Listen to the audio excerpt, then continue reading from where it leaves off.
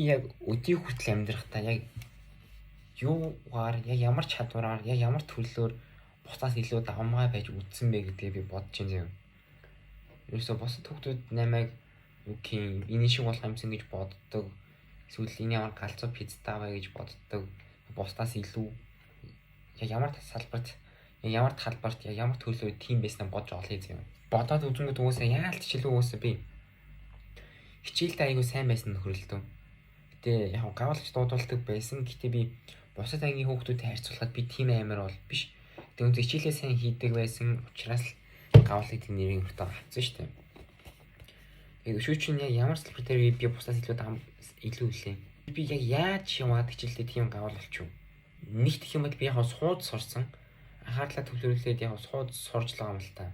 Хичээл үнэмшил маань хичээлээ сайн хийх юм бол гой сайхан амьдрнаа гэдэг тийм итгэл үнэмшилтэй байсан. Үүнийхээ дагуу дөөснөд нэгт итгэл үнэмшил маань орж ирж байгаа юм байна.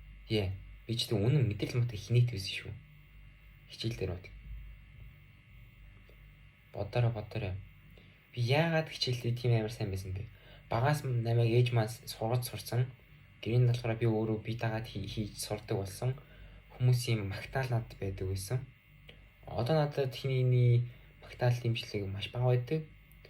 Хин намайг магтаж ин дандаа 1%-ийн л байдаг. Өшөө хинч намайг магтдаг.